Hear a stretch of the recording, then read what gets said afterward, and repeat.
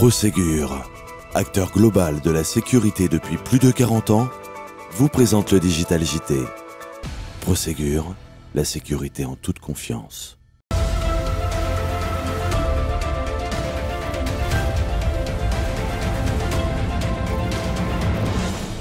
Bienvenue dans ce numéro du mois de mai du Digital JT d'Agora Mag en toute sécurité. Bonjour à tous et bonjour Patrick. Bonjour Mickaël. Bon alors Patrick, dites-nous quels sont les grands titres au sommaire de cette nouvelle édition. Alors, tout d'abord, la fin d'un long serpent de mer, le rapprochement entre l'USP et le SNES entre dans le concret. Et puis, plusieurs acquisitions en France. Et enfin, un rachat majeur à l'international, mais qui ne se fera finalement pas. Alors Patrick, c'est pour quand ce rapprochement entre l'USP et le SNES? Alors, très précisément pour le 5 juin. C'est la date à laquelle le conseil d'administration de l'USP et celui du SNES, réunis pour la première fois, éliront le président de cette organisation professionnelle qui est dédiée à la surveillance humaine. Alors je crois Patrick, le processus a été long. Oui, près d'un an et demi. C'est surtout un processus compliqué car les deux organisations patronales ont souvent eu des relations difficiles, voire conflictuelles. Alors c'est un rapprochement qui sera irréversible, c'est sérieux? Ah, désormais, oui. L'Assemblée générale de chaque syndicat s'est en effet prononcée le 9 mai dernier pour sa propre dissolution et pour l'approbation du rapprochement. Un vote quasi unanime d'ailleurs. Alors, connaît-on le futur président? Non, pas encore. Il sera élu le 5 juin, mais des noms circulent déjà. On évoque notamment le nom de Nicolas Lesseau, PDG de la société de gardiennage Uniprotect, qui est adhérent à l'USP. Toujours est-il que le futur président sera élu pour une période maximale de 6 mois, le temps de régler quelques problèmes immédiats et urgents.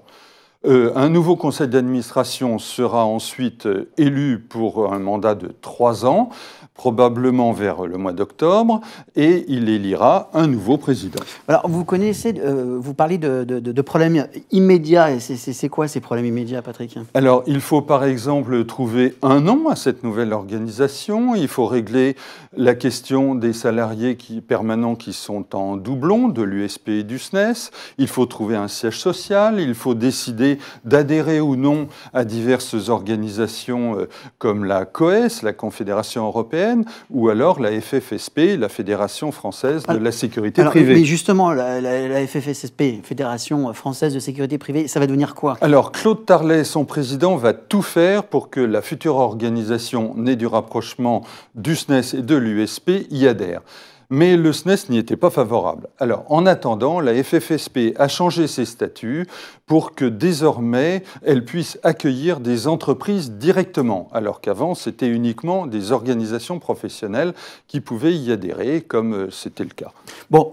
Merci Patrick pour toutes ces informations. Passons maintenant à l'actualité des entreprises de sécurité. Que se passe-t-il en France tout d'abord? Oui, alors la principale opération concerne 2 entreprises étrangères qui sont présentes en France. L'espagnol Prosegur a en effet signé un accord pour céder sa filiale française de transport de fonds au groupe suédois Loomis. Cela représente un chiffre d'affaires d'à peu près 39 millions d'euros. Cette acquisition va vraiment bouleverser les parts de marché dans le transport de fonds en France.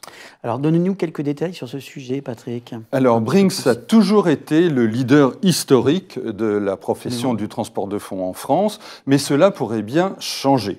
En effet, Loomis, qui est le numéro 2, acquiert Prosegur, qui est le numéro 3, et l'addition du chiffre d'affaires de ces 2 entreprises devrait, sur le papier en tout cas, positionner Loomis en tête du classement. Très bien, merci Patrick. D'autres acquisitions ? Oui, mais alors pour des sociétés qui sont de taille moins importante, par exemple Anaveo acquiert Themis Systems, une société de sécurité électronique qui est spécialisée dans les grands comptes. La société de serrurerie Dome reprend Unitechnic, qui était un pionnier du contrôle d'accès, qui était d'ailleurs en faillite. Et puis la barrière électronique rachète Amco, un fabricant de barrières escamotables. Très bien, on a vu un peu les reprises en France. Qu'est-ce qui se passe à l'étranger, l'actualité? Est-ce qu'elle est toujours aussi intense? Ah oui, plus que jamais d'ailleurs, Michael. Oui. En fait, une acquisition qui aurait vraiment bouleversé le marché et les rapports de force à l'échelle mondiale ne se fera finalement pas. En effet, à la mi-avril, Garda, qui est le numéro 1 canadien de la sécurité privée, a expliqué officiellement qu'il songeait à racheter le britannique G4S, un des leaders mondiaux de la sécurité. Néanmoins, début mai, il renonce à cette acquisition. Il faut dire que G4S est 4 fois plus gros que Garda. Oui, ça aurait été effectivement et certainement très ambitieux. Nous terminons ainsi notre Digital JT, qui était un peu plus court que d'habitude. On vous donne rendez-vous en juin pour notre prochaine émission. Au revoir à toutes et à tous. Au revoir Patrick. Merci. Au revoir Michael.